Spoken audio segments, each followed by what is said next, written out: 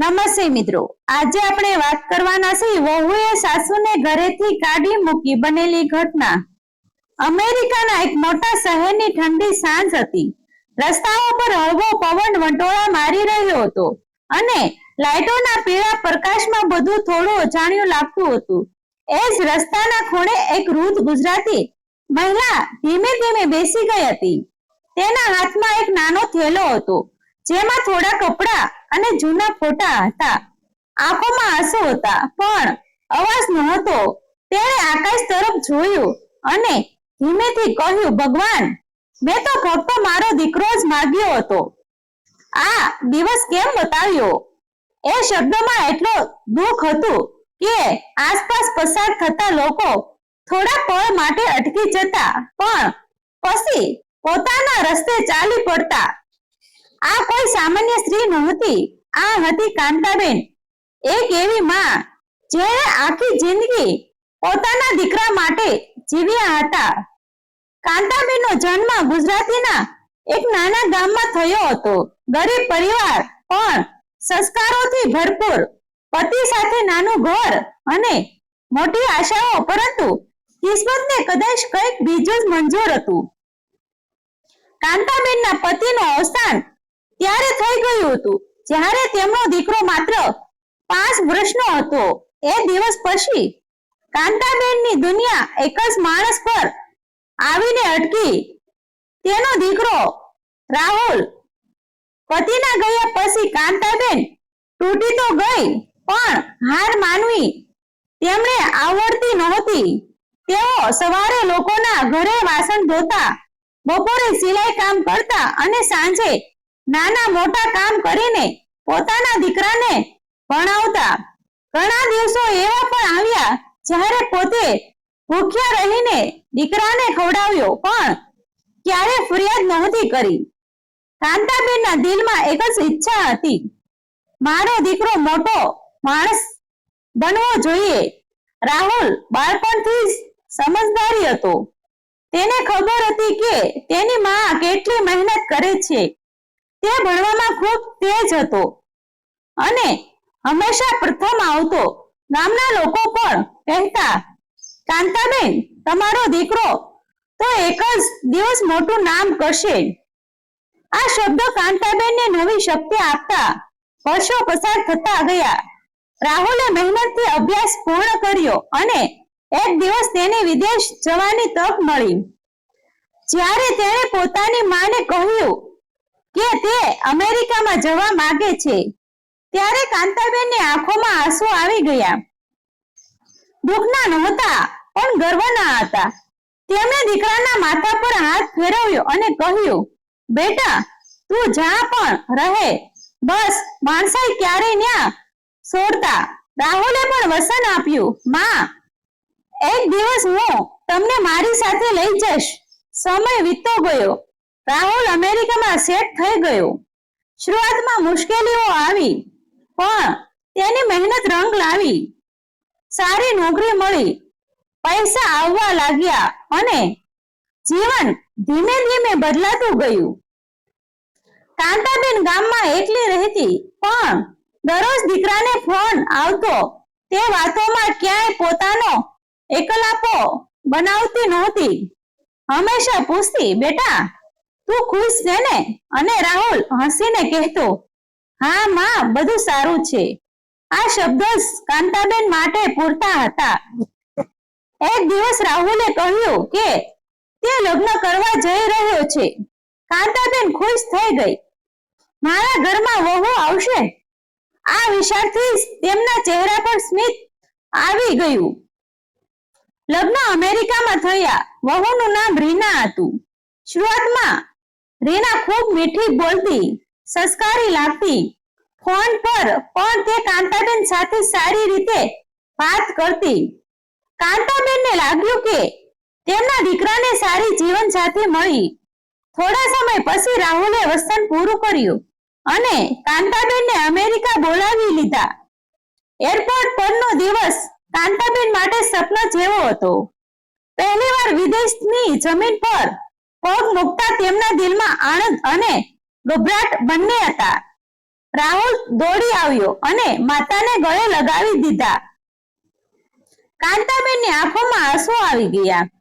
મારો દીકરો હવે કેટલો મોટો થઈ ગયો. તેમણે મનમાં કહ્યું. રીનાએ પણ આગળ આવીને વંદન કર્યું. શોધના થોડા દિવસો બધું ખૂબ સુંદર લાગતું હતું. મોટું ઘર, નવી વસ્તુઓ અને દીકરાની સાથે રહેવાનો આનંદ.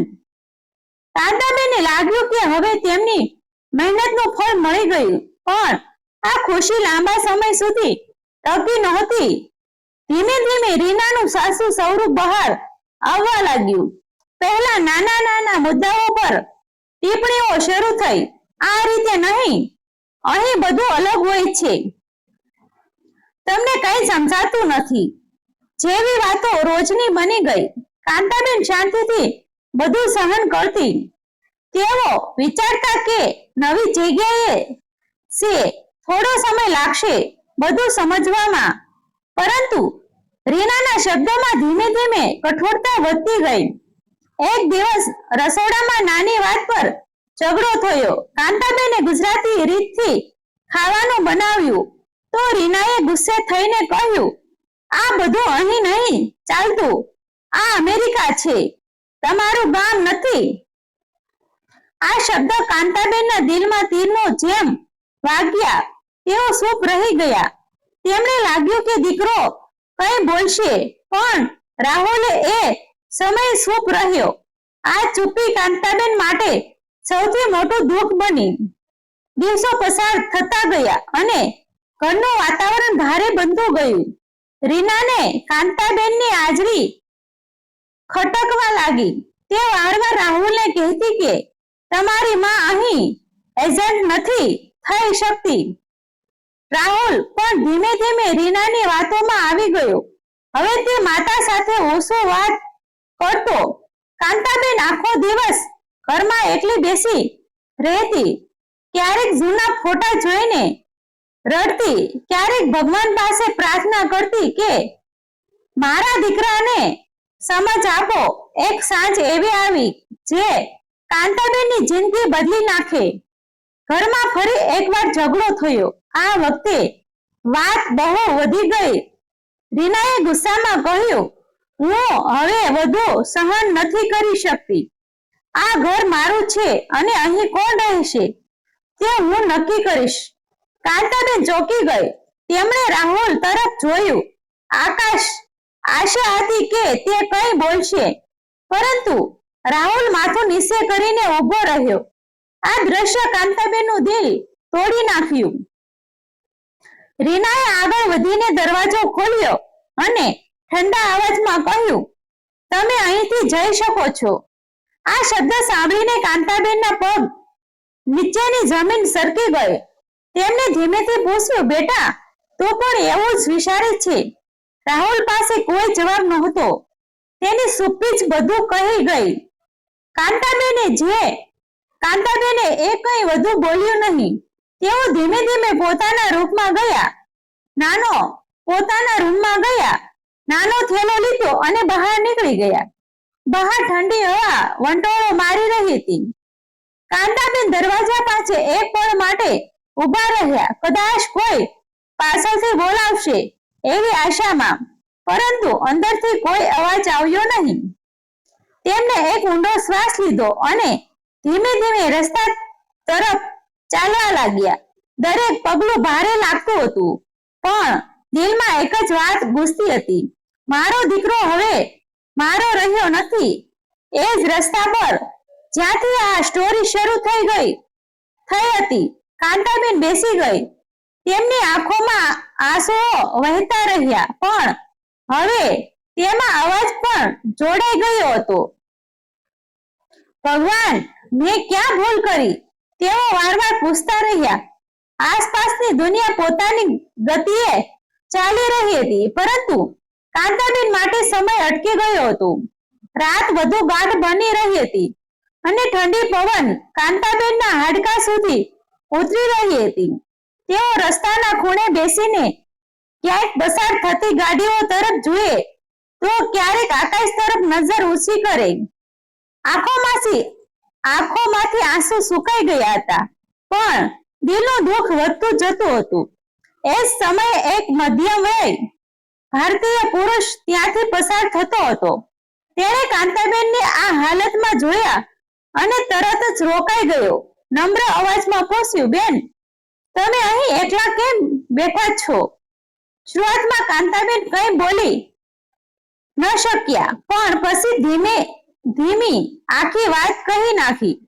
તે વ્યક્તિનું નામ હતું મનોજ હતું, જે વર્ષોથી અમેરિકા રહેતો અને પોતાના જેવા લોકોને મદદ કરતો હતો. કાંતાબેનની વાત સાંભળીને તેની આંખો ભીની થઈ ગઈ. તેણે તરત જ તેમને નજીકમાં આશ્રમ સ્થાનમાં લઈ જવાની વ્યવસ્થા કરી. ગરમ ચા અપાવી અને આરામ કરવા માટે જગ્યા આપી. બીજા દિવસે મનોજે કાંતાબેનની પરિસ્થિતિ વિશે એક નાનો વિડીયો બનાવીને સમાજ માધ્યમ પર મૂકી દીધો. થોડા જ કલાકોમાં એ વિડીયો ઝડપથી ફેલાયો. લોકો કાંતાબેનની હાલત જોઈને ભાવુક બની ગયા. ઘણા લોકોએ મદદ માટે આગળ હાથ વધાર્યો. કેટલાક લોકોએ તો રાહુલને અને રીનાના વર્તન પર કડક શબ્દોમાં આક્રોશ વ્યક્ત કર્યો. આ બધું જોઈને રાહુલને ભારે આંચકો લાગ્યો. ઓફિસમાં ઓળખીતાઓ વચ્ચે દરેક જગ્યાએ તેને પ્રશ્નોનો સામનો કરવો પડ્યો. તેણે પોતાના બાળપણના દિવસો યાદ આવ્યા. માતાની મહેનત, તેમના ત્યાગ અને પોતે આપેલું વચન. શરમ અને પસ્તાવાથી તેનું મન ભરી ગયું. રાહુલ તાત્કાલિક કાંતાબેનને શોધવા નીકળ્યો. ઘણી જગ્યાએ પૂછપરછ કર્યા પછી અંતે તેને ખબર પડી કે તેઓ મનોજની મદદથી એક આશ્રમ સ્થાનમાં છે. ત્યાં પહોંચતા જ તેણે પોતાની માતાને જોયા. થાકેલા ચહેરા સાથે પણ આંખોમાં અદ્ભુત શાંતિ હતી. રાહુલ દોડી ગયો, તેમના પગે પડી ગયો અને રડતા રડતા બોલ્યો, માં, મને માફ કરી દો. મેં મોટી ભૂલ કરી. કાંતાબેન થોડા ક્ષણ મૌન રહ્યા. તેમને દીકરાના માથા પર હાથ ફેરવ્યો, પણ તેમની આંખોમાં હવે પહેલાની જેમ નિર્ભરતા નહોતી. શાંત અવાજમાં તેમણે કહ્યું, બેટા, તું ખુશ રહે એ જ મારી પ્રાર્થના છે. પણ હવે હું પાછી એ ઘરમાં નહીં આવું. જે સ્નેહ અને સન્માન અહીંથી તૂટ્યું છે તે ફરી જોડાઈ શકે નહીં. આ શબ્દ સાંભળીને રાહુલ નિશબ્દ બની ગયો. તેને સમજાઈ ગયું કે પૈસા અને સુખ માટે તેણે જે ગુમાવ્યું છે તે ક્યારેય પાછું મેળવી શકાશે નહીં.